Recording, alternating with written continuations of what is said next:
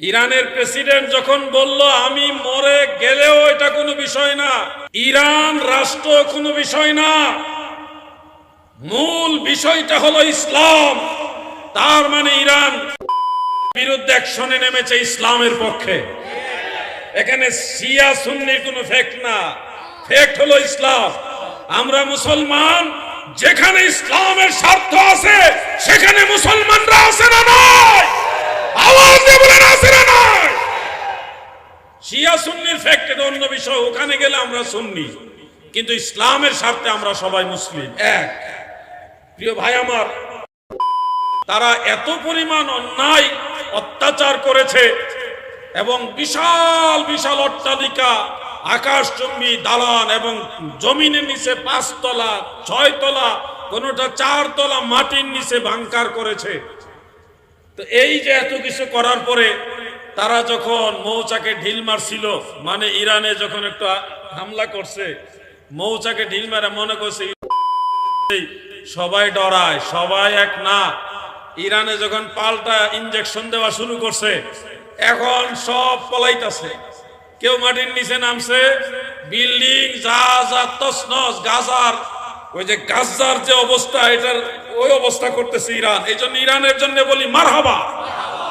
প্রিয় ভাইরা আমার, আপনাদেরকে এটুকু বুঝাতে চাচ্ছি, ছিল পৃথিবীর সবচেয়ে বেশি বড় শক্তিধর রাষ্ট্র তারা হবে, বড় বড় শক্তিশালী বিল্ডিং তারা করবে, যেগুলি নিয়ে তারা সব সময় থাকতে পারবে, কিন্তু আজকে তারা নিজেদের বানানো ঘরে থাকতে পারছে। এই জন্য ক্ষমতা কোনোদিনও চিরস্থায়ী না। আপনাদেরকে এটা বোঝাতে চাই, আখিরাতকে স্মরণ রাখবেন, মৃত্যুর পরে আল্লাহ তাআলার কাছে আমাদের জবাবদিহিতা করতে হবে, এটা মনে রাখতে হবে আমার ভাই। এটা যদি মনে থাকে তাহলে আর আপনার জুয়ার দিকে মন যাবে না, মদ নেশা এগুলির দিকে আপনার দৃষ্টি যাবে না, আপনার লটারির দিকে যাইতে মন চাইবে না। এখনকার যুগের টুপি দাড়িওয়ালা হুজুররা, তথাকথিত হুজুররা পর্যন্ত লটারির অফার দেয়, আসুন আমাদের এই প্রোডাক্টটা কিনুন, 1000 জন কিনলে, 100 জন কিনলে এর মধ্যে সৌভাগ্যবান 2 জন উমরা করার সুযোগ পাবে। কি এরকম লটারি দেওয়া হয় কিনা? বিভিন্ন মার্কেটে লটারি দেওয়া হয়, ব্যবসা প্রতিষ্ঠান থেকে দেওয়া হয় লটারি। আমাদের মাল কিনলেই 10 জন যাবে উমরায়, 5 জন যাবে উমরায়। এই উমরা যাওয়ার নিয়ত, লোকটা দেখেছে কি দেখছেন নি? উমরা পবিত্র একটা ইবাদত উমরা, সেই উমরা পালনের লোভ দেখায় আপনার কাছে মাল বিক্রি করছে, শেষে দেখা গেল 2 জন 4 জন উমরাতে পাঠাইলো। আপনারা মনে করছেন লটারি ভাইয়া উমরা করতে আসি, এটা তো নিশ্চিত জান্নাতে যাবো। আপনার ওই লটারি ধরাটাও হারাম, এই হারাম টাকা দিয়ে যদি আপনি উমরা করেন, এই টোটাল জিনিসটাই হবে নাজায়েজ, আল্লাহর সন্তুষ্টি তো হবেই না, বরং এই লটারির কারণে আপনি জাহান্নামের আগুনে জ্বলা লাগবে। এই ধরনের লটারি ধরবেন নি। এই লটারি অফার যারা দেয় তারাও কিন্তু দাড়িওয়ালা হুজুর, তথাকথিত হুজুর, বড় বড় ডিগ্রিও আছে, কিন্তু আপনাকে বলবে জায়েজ। এগুলি হলো শয়তানের দোসর, এদের থেকে আপনারা সতর্ক থাকবেন। বেজার হইতেছেন আপনারা? এগুলি আপনাদের সচেতন করা আমাদের দায়িত্ব। বলার পরে যদি আপনারা না মানেন, আমাদের দায়বদ্ধতা মুক্ত, এটার জন্য আল্লাহ আমাদের জিজ্ঞাসা করবে না, কিন্তু বলে দিচ্ছি, জানিয়ে দিচ্ছি, এখন আল্লাহ তাআলা আমাদেরকে আর হাসরের ময়দানে জানাবে না। না জানাইলে বিপদ আছে। তোমরা আমার মেসেজ, আমার নির্দেশ আমার বান্দাদের কাছে পৌঁছে দাওনি কেন? এই কেনর উত্তর দিতেই তো পারবো না। এই জন্য 1 নম্বরে মদ হারাম। মদ মানে কি? বোতলে যেটা থাকে ওটাই মদ। মদ কাকে বলে এটার একটা ব্যাখ্যা আপনাদের জানা দরকার। যুবক ভাইরা আপনারা জানেন, শুনেন, শুধু বোতলে যেটা ড্রিঙ্ক থাকে ওটার নামই মদ না। মদের ব্যাখ্যা, মদ কাকে বলে, এটা স্বয়ং আল্লাহর রাসূল সাল্লাল্লাহু আলাইহি ওয়াসাল্লাম বলেছেন। সুনান ইবনে মাজাহ শরীফের মধ্যে উল্লেখ, কুল্লু মুসকিরিন খামরুন, কুল্লু মুসকিরিন খামরুন ওয়া কুল্লু খামরিন হারামুন। প্রত্যেকটা নেশা উদ্রেককারী বস্তু হলো মদ, আর প্রত্যেক মদ হলো হারাম। আমি আবার বলছি, নেশা উদ্রেককারী, নেশা উদ্রেককারী প্রত্যেক বস্তুই হলো মদ। আমাদের কিছু ভণ্ডরা আছে, লাল সালু মার্কারা কয় আমরা গাঁজা খাই না, সিদ্ধি খাই। আমরা যেটা খাই এটা মদ না, কোরআনে হাদিসে কোথাও গাঁজা খাওয়ার বিরুদ্ধে কিছু নাই। অতএব আমরা গাঁজা খাই, কোরআন হাদিসে গাঁজার বিরুদ্ধে কিছু নাই। সে তো জানে না আল্লাহর হাবিব বলেছেন নেশা তৈরি করে এমন সব জিনিসের নাম হলো মদ, আর মদ হারাম। যারাই হারাম খাইবে তারা জাহান্নামের লাকড়ি হবে, নাউজুবিল্লাহ। আমি একটা গল্প মাঝে মধ্যে বলি, আপনাদেরকে শোনাই 2 মিনিটের মধ্যে। বহু আগে সুনামগঞ্জে একটা গ্রামে মাহফিলে গিয়েছিলাম, সম্ভবত ধীরাই না শাল্লাহ যেন গ্রামটার নাম, যতটুকু মনে পড়ে, ভুলও হইতে পারে, কার্তিকপুর এরকম হইতে পারে গ্রামের নামটা। তো যাওয়ার পরে তখন আমার দাড়ি মাত্র এই সামান্য গজাইছে, ছাত্র তো ওয়াজ ওই করি, আমার জাকের ভাইরা দাওয়াত দিছিল, গেছি। তো আরেকজন আমার প্রায় কাছাকাছি বয়সের একজন এসে বলতেছে যে হুজুর আপনারা যে গাঁজার বিরুদ্ধে ওয়াজ করেন এটা করা ঠিক না, কারণ কোরআনে কোথাও গাঁজার বিরুদ্ধে আয়াত নাই, হাদিসেও আল্লাহর নবী গাঁজা খেতে নিষেধ করছে এমন দলিল নাই, আপনারা গাঁজার বিরুদ্ধে ওয়াজ করাটা ঠিক না তো, যেহেতু এটা কোরআন হাদিসে নাই। তা আমি আবার জিজ্ঞাসা করলাম, মানে মস্করা করে বললাম আপনি কি গাঁজা খাননি? কোন এটা গাঁজা না, এটা সিদ্ধি বলবেন, সিদ্ধি। গাঁজা খায় না সিদ্ধি খায়, চিন্তা করছে। পরে আমি বললাম তো কোরআনে নাই হাদিসে নাই, এই জন্য আপনি খান, তো এটা কি মনে করে হালাল মনে করে আপনি খাইতেছেন নাকি? কইয়াস এটা তো কোথাও হারাম লেখা নাই, এই জন্য আমি এটা হালাল মনে করে খাই। নাউজুবিল্লাহ বলেন না, নাউজুবিল্লাহ। কতটুকু বিপদগামী হয়েছে সেই ছেলেটা, বয়স বেশি না। আমাকে বলতেছে হুজুর আমার 3টা প্রশ্নের উত্তর আপনি দিতে পারবেন? বয়স আমার মতোই প্রায় কাছাকাছি, হয়তো আমি একটু বড় হব, সামান্য 2-1 বছরের ছোট হবে এরকম।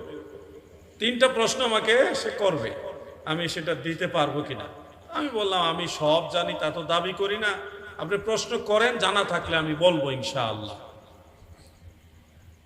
আমাকে সে বলতেছে গাঁজা খাওয়া যদি হারাম হইতো তাহলে তো, কথাটা খেয়াল করে, কি ভয়ঙ্কর পর্যায়ে গান যুক্তি চিন্তা করছেন। গাঁজা খাওয়া যদি হারাম হইতো, হারাম যদি হইতো তাহলে সে শর্ত দিতেছে তো এটা তো আল্লাহ বানাইতো না।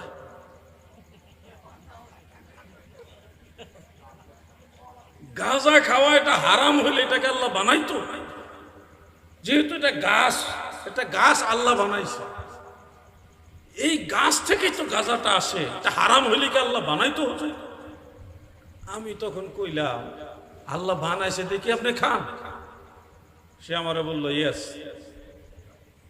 আমি বললাম কুত্তা বানাইছে আল্লাহ, বিলাই বানাইছে, বিলাই মানে বিড়াল, বেড়াল আল্লাহ বানাইছে, কুকুর আল্লাহ বানাইছে, পোকা মাকড়, পায়খানার ফুকা, এগুলিও তো আল্লাহ বানাইছে, আপনি কি এগুলো খাবেন? না, ওগুলো আবার খাওয়া যায় নাকি? ওইটা তো রুচি হয় না। তা আমি বললাম ওইটার চেয়ে আরো বেশি খারাপ, কুত্তার কাছে দাঁড়ানো যায়, গাঁজা ঘোরের কাছে দাঁড়ানো যায় না, এটার চেয়ে এটা খারাপ বেশি। কথা ঠিক কিনা ভাই? হুজুর এটা এমনি কইলেন আপনি, কিন্তু আমার যুক্তিটা আপনি এখন খণ্ডন করেন। আপনার যুক্তিটা তো আমি একটা উত্তর দিলাম, এখন আমারটা যদি আপনার মনোভূত না হয় আপনি খণ্ডন করেন। না ঠিক আছে, কুকুরের কাছে বিড়ালের কাছে দাঁড়ানো যায়, যে গাঁজা খায় তার কাছে তো দাঁড়ানো যায় না। তো আল্লাহ বানাইছে গাঁজা গাছ, এই কারণে যদি গাঁজা খাওয়া যায়, আল্লাহ তো কুত্তা বিড়াল এগুলিও বানাইছে, ওগুলি তো খাই না, তো কথাটা তো আমরা ফালা দিতে পারি না। তো আরেকটা প্রশ্ন হচ্ছে, আপনারা বিরক্ত হচ্ছেন না তো নাকি? আরেকটা প্রশ্ন, যে ইসলাম ধর্মে গরু খাওয়া জায়েজ বানাইল, আমাদের দেশে কিছু লোক আছে গরুর গোশত খায় না, তরিকাতপন্থী নামে কিছু লোক আছে, এগুলি কিন্তু ভেজাল আছে, মনে রাখি। সবসময় খাইতেই হবে এমন না, তবে খাওয়া উচিত মাঝে মধ্যে। গরুর গোশত হালাল, এটা কি হালাল? এটা যারা তরিকতের দোহাই দিয়া গরুর গোশত টোটালি যারা মাইনাস করে, এদের তরিকতের মধ্যে ঝামেলা আছে। এই ধরনের পিশাবদের থেকে দূরে থাকার পরামর্শ দিচ্ছি, ঝামেলা আছে, কোনো না কোনো ঝামেলা আছে। সেই ছেলেটা আমাকে বলল হুজুর মুসলমানেরা গরুর গোশত খায় কিন্তু শূকরের গোশত খায় না। নাউজুবিল্লাহ। গরু যেই আল্লাহ বানাইছে, শূকর সেই আল্লাহই বানাইছে। গরু একটা পশু, শূকর একটা পশু। তাহলে এইটা হালাল ওইটা হারাম কেন? এটা মানুষ খায় ওইটা খায় না কেন? মুসলমানরা এটা খায় না কেন? আমার এটা বুঝায় দেয়। আমি তখন বললাম, ভাই সাহেব বিয়ে শাদী করছেন নি? বয়স তেমন একটা বেশিও না। না আলহামদুলিল্লাহ বিয়ে করছি। বিয়ে শাদী করছেন, বাড়িতে মা আছেনি? হ্যাঁ আলহামদুলিল্লাহ মা আছে। আপনার ভাই বোন কয়জন? কইল অতজন ভাইও আছে বোনও আছে। আমি তখন বললাম, আপনার জন্য আপনার স্ত্রী হালাল, কিন্তু আপনার মা অথবা আপনার বোন আপনার জন্য হালাল না। আপনার স্ত্রী একজন মহিলা, একটা নারী, আপনার বোন আপনার মা সেও একজন নারী। আপনার স্ত্রীকে যে আল্লাহ বানাইছে, আপনার বোন আপনার মা তাকেও সে আল্লাহ বানাইছে। এখন আপনি আমাকে বলুন তো, আপনার স্ত্রী আপনার জন্য হালাল, আপনার বোন সহোদর বোন আপনার জন্য কেন হারাম? এটা যেই উত্তর আপনার গরু আর শুকরের একই উত্তর। হুজুর এমন ভাবে কইলেন, আচ্ছা আরেকটা উত্তর দিয়ে দেন। এটা যুবক বেড়া খুশি হতে পারবেন না। 3 নম্বর প্রশ্নের উত্তরটা। 3 নম্বর, হুজুর দাড়ি রাখা যদি জরুরি হইতো, আল্লাহ এটা জন্মের সময় দিয়ে দিত। যেহেতু এটা জরুরি জিনিস নাই, জন্য আল্লাহ জন্মের সময় দাড়ি দিছে না। আপনার একমত না? ভাইজানে হয় একমত কই আবার না কয়, মানে প্রথম মনে করছে আগে কইয়া লাই, আগে কইলে জিতন যায় না, বুঝা কোন লাগে। দাড়ি রাখা যদি জরুরি হইতো, এটা আল্লাহ জন্মের সময় দিয়ে দিত। যেহেতু জন্মের সময় দাড়ি আল্লাহ দেয়নি, বোঝা গেল এটা জরুরি জিনিস না। আমি তখন বললাম, ওই যে ঠিক ঠিক পাওয়া গেছে না? ঠিক পাওয়া গেছে। শুনুন, আমি তখন ওই ভাইকে বললাম, একটা হাতুড়ি এনে আপনার মুখের সবগুলি দাঁত আমি আঘাত করে করে ভেঙে ফেলবো। কেন হুজুর? আমি বললাম, জন্মের সময় আপনার দাঁত ছিল না। জন্মের সময় দাড়ি ছিল না, আমি আপনি ফেলে দেন। জন্মের সময় দাঁতও ছিল না, আমি এগুলি ফেলে দিব। হুজুর উত্তর পাইছি, দাঁত ফেলান লাগতো, উত্তর পাইছি। হুজুর কথা বুঝছেন? দাড়ি রাখতে হবে কিনা বলেন? সবাই বলে, ওই জোরে বলেন, হবে কিনা? দাড়ি রাখতে হবে কিনা? আমার এক ভাই বয়স হয়ে গেছিল প্রায় 60-এর কাছাকাছি। জীবনের দীর্ঘ একটা সময় চলে গেছে, কখন এখন আজরাইল আসবে জানি না। ওনাকে আমি বললাম, দাড়ি রাখেন না কেন? ওলি আল্লাহর দরবারেও যান, দাড়ি রাখেন না কেন? কনা এই একটা ব্যাখ্যা দিলাম। আমি বললাম, শুনেন, কবরে যাইবেন না, গেলে আল্লাহ রসুল আসবে না কবরে? নবীজি যে কবরে আসবে বিশ্বাস করেন না? হ্যাঁ অবশ্যই বিশ্বাস করি। আল্লাহর হাবিব এসে যদি দেখে আপনার মুখে নবীর সুন্নত নাই, আল্লাহ রসুল সাল্লাল্লাহু আলাইহি সাল্লামের দাড়ি মুবারক আছে, আপনার দাড়ি নাই, তাহলে নবীর সামনে আপনার চেহারাটা দেখাইবেন কেমনে? ভাই আঙ্গুল দিয়ে লড়াইলে মানুষের মনোযোগ নষ্ট হয়ে যায়। আমারই তো মনোযোগ নষ্ট হয়ে যায়। এটা ভাইছি আমার এই ভাই গত 2টা মাহফিল আমার 4টা, এটা কিটার নাম? এটা না পপকর্ন নি কয়, পপপম না পমপম, পপকর্ন, হ্যাঁ পপকর্ন। আমি তো খাই না তো। এই পপকর্ন আমার গত 2টা মাহফিলে 4টা দিছে, আজকে একটা দিছে। আজকে মানে না আর নাকি তারও দেন। আমরা কয়জন গাড়ি? 4টা, আরো 3টা দেন। আমার ড্রাইভার সাহেব আছেন এবং আমরা 3 জন আছি সফরে, টোটাল 4 জন সফরে, 4 জন যাইতে যেতে খাবো ইনশাল্লাহ। এবং এই 4টার জন্য 500 টাকা হাদিয়া ওনাকে দিয়ে দিবা, ঠিক আছে ইনশাল্লাহ। আপনারা আবার বেজার হয় না, আমি ওনার একজন কাস্টমার, উনি আমার এক ভাই, উনি মাহফিলে আসেন, এটা আমার ভালো লাগে। আপনারা আবার বেজার হয়েন না। আসুন একটু দরুদ শরীফ পড়ি। আল্লাহুম্মা সাল্লি মাওলানা মুহাম্মদ ওয়া আলা আলিহি।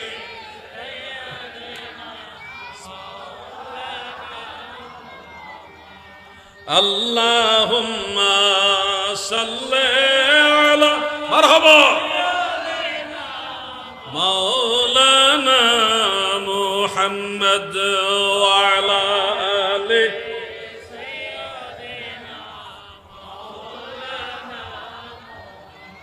আমার দাদু ভাইরা গো, সময় যেন দ্রুত চলে যাচ্ছে, ঘড়ির কাঁটা আটকে রাখা যাচ্ছে না। কিন্তু আমার যুবক ভাইদের আরো কয়েকটা দাবি আছে, সবগুলি যদি বিস্তারিত আলোচনা করতে চাই এটা লম্বা সময়েরও দরকার। বোঝানোর জন্য, আপনাদের মনোযোগ আকর্ষণের জন্য কিছু বাড়তি কথা বলি যেগুলি আপনাদের প্রয়োজন হয়। 2 নম্বরে যে বিষয়টা আমাকে লিখে দেওয়া হয়েছে সেটা হলো শেষ জামানায় আগমনের চিহ্ন এবং ইমাম মাহদী আলাইহিস সালামের আগমন, এই সম্পর্কে কিছু বলার জন্য। শুধুমাত্র এটা নিয়ে যদি আমি আলোচনা করি আমার একটা মাহফিল দরকার, মানে 1.5 থেকে 2 ঘন্টা আলোচনার দরকার। ইমাম মাহদী আলাইহিস সালাম কিয়ামতের আগের প্রধান 10টা আলামত আছে। এই 10টা আলামত যদি আমি 10 মিনিট করে বলি একটা একটা করে, এখানে একটা লম্বা সময়ের দরকার। সব তো আর বিস্তারিত বলার সুযোগ নেই, তবে আপনাদেরকে এই 10টা আলামতের আগের পূর্বের কিছু নিদর্শন আমি স্মরণ করিয়ে দেই। শাহ নিয়ামতুল্লাহ কাশ্মীরি রহমাতুল্লাহ আলাইহি তিনি একটা কবিতা লিখে গিয়েছিলেন আজ থেকে 900 বছরের আগে। 900 বছর আগে শাহ নিয়ামতুল্লাহ কাশ্মীরি রহমাতুল্লাহ আলাইহি তিনি এই কাসিদা শরীফটা লিখে গেছেন। গুগলের মধ্যে আপনারা এই কবিতাটা পাবেন, বাংলা অনুবাদ করা আছে। সেখানে উল্লেখ করেছে, যুবক ভাইয়েরা আমার, এমন একটা সময় আসবে এই ভারতবর্ষে এমন কিছু ঘটনা ঘটবে, কাশ্মীর, ভারত পাকিস্তান 2 অঞ্চলে কাশ্মীর আছে, ভারতীয় অংশ এবং পাকিস্তানের অংশ 2 অঞ্চলেই কাশ্মীর আছে। এই কাশ্মীরটা পুরোপুরি মুসলমানদের দখলে যখন চলে যাবে, মুসলমানরা দখল করে নিবে, তখন এই বাংলাদেশ, সেখানে দেশের নাম লেখা নাই, শুধু উল্লেখ আছে মুসলিম অধ্যুষিত একটা এলাকা, ধারণা করা হয় সেটা বাংলাদেশের কথা বলা হয়েছে। ওই সময় ভারতীয় হিন্দু ধর্মের লোকেরা পুরো বাংলাদেশটা বা ওই মুসলিম অধ্যুষিত এলাকাটা দখল করে নিবে। 72 ঘন্টার ভিতরে পুরো এলাকাটা দখল করবে। 72 ঘন্টার মধ্যে পুরো দেশটা দখল করবে। হাজার হাজার লক্ষ লক্ষ মানুষের লাশ পড়ে থাকবে, লাশের পরে লাশ পড়ে থাকবে, জানাজার নামাজ পড়ার লোক থাকবে না গো। এত পরিমাণ মানুষ মারা যাবে, কঠিন একটা সময় আসবে। এই ভয়ঙ্কর অবস্থা যখন চলবে, তখন অন্যান্য রাষ্ট্রের, এই ভারতবর্ষের বাইরের মানুষেরা ভারতের বিরুদ্ধে নিন্দার ঝড় উঠাবে। ঠিক ওই সময় খোরাসান থেকে কিছু মুজাহিদ ভাইয়েরা কালো পাগড়ি তরবারি হাতে নিয়ে তারা মুজাহিদ বাহিনীরা আসবে। এই খোরাসান বলতে বোঝানো হয়েছে আফগানিস্তান এবং ইরানের একটা অংশ। এই অংশটাকে বলা হয় খোরাসান। ধারণা করছি বর্তমানে যারা আফগানিস্তানের বাসিন্দা রয়েছে তারাই হবে ওই মুসলমানেরা, কারণ তারা কালো পাগড়ি পরা পছন্দ করে এবং তারা কিন্তু মাজার জিয়ারত করে, তারা দোয়া মোনাজাত করে। আমরা সুন্নিদের সাথে তাদের ম্যাচিং, ওই খারেজি ওয়াহাবিদের সাথে মিলে না, তারা মাজারে যায় গিয়ে দোয়া করে। এই খোরাসানের মুজাহিদ ভাইয়েরা এসে যুদ্ধ করতে করতে বাংলাদেশ ও গোটা ভারতবর্ষটা আবার দখল করে নিবে, মুসলমানদের আন্ডারে নিবে। নেওয়ার পরে মুসলমানদেরই শক্তি যখন বহির্বিশ্বের বিধর্মীরা দেখবে, তখন অন্য সকল ধর্মের বিধর্মীরা, কি খ্রিস্টান, কি বৌদ্ধ, কি হিন্দু আর কি ইয়াহুদি, সব বিধর্মীরা, সব ধর্মের বিধর্মীরা এক হয়ে যাবে, আর মুসলমান আরেক দল হবে। সেদিন তামাম পৃথিবীতে দল হবে 2টা, একটা হবে মুসলিম আর একটা হবে অমুসলিম বিধর্মী। এই 2 জাতির মধ্যে যুদ্ধ হবে, অসম যুদ্ধ।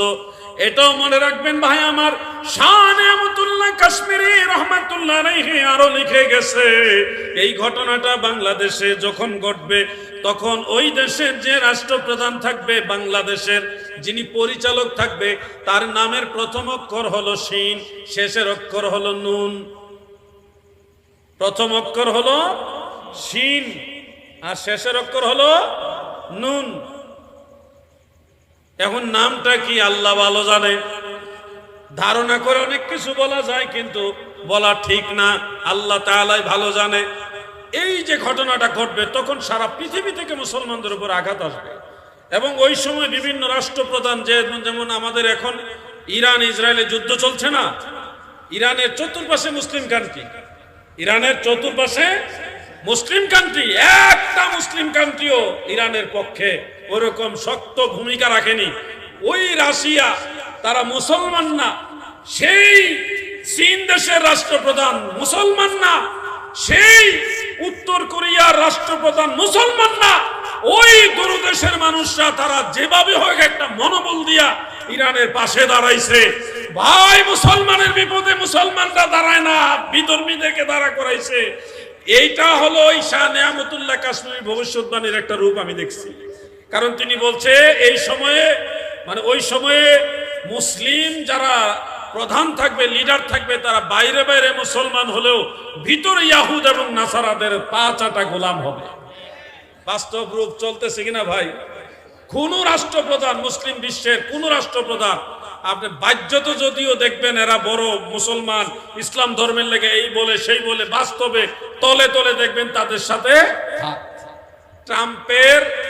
ট্রাম্পের শান্তিতে নোবেল পুরস্কার দাবি করছে পাকিস্তানের জেনারেল, সেনাবাহিনীর প্রধান। এই কালকে না পরশু দিন জানে, বড় সুন্দর খবর না? এগুলি আপনাদের বলা আমার উদ্দেশ্য না। আমার উদ্দেশ্য হলো শাহ নেয়ামতুল্লাহ কাশ্মীরি বলছে মুসলিমদের লিডার যারা থাকবে এরা বাইরে বাইরে মুসলমান হবে, ভিতরে ভিতরে ইয়াহুদ এবং নাসারাদের গোলাম হবে। এই সময়টা আসবে তখন মুসলমানদের উপরে ব্যাপক টর্চারিং হবে। ওই সময় তৃতীয় বিশ্বযুদ্ধ হয়ে যাবে। তৃতীয় বিশ্বযুদ্ধটা তখনই সংগঠিত হবে। ভাই আমার, অনেক কথা আছে, মাহফিলে বলা যাবে না। কারণ হযরত আবু হুরায়রা বলেন, আমি দয়াল নবীজির কাছ থেকে দুই প্রকার বিদ্যা অর্জন করেছি। এক প্রকার বিদ্যা আমি মানব সমাজে প্রচার করি, আরেক প্রকার বিদ্যা আছে গো আমি আল্লাহ রসুলের কাছ থেকে শিখেছি। কিন্তু দয়াল নবীর কাছ থেকে শিখার পরেও এই বিদ্যা যদি মানব সমাজে প্রচার করি, মানুষ ধরে আমার কণ্ঠনালী কেটে ফেলবে। সেই দয়াল নবীজির গোলাম হিসেবে আমরাও এমন কিছু তথ্য জানি, এমন কিছু তথ্য আমাদের কাছেও আছে যেগুলি আমরা এখন যদি আপনাদের বলি আপনারা আমাদের বিরুদ্ধে অ্যাকশনে নেমে যাবে। কিন্তু যখন আকাশে চাঁদ উঠবে তখন ঠিকই দেখবেন এটাই ঠিক। এই জন্য আমরা বলবো না, যেহেতু এটা পারমিটেড না, অনুমোদিত না, এই জন্য এটা বলবো না। শুধু এটুকু বলি, সত্যিকারে আল্লাহর ওলির দামান ছাড়বেন না। যারা সত্যিকারের আল্লাহর ওলি তাদের দামান ধরে রাখেন, না হয় এমনই দুর্বিপাকের তুফান আসবে আপনার সবল ভিত্তিকে ভেঙ্গে চুরমার করে দিবে। কোনো ক্ষমতাই থাকবে না এই বিশাল তুফান মোকাবেলা করার মতো।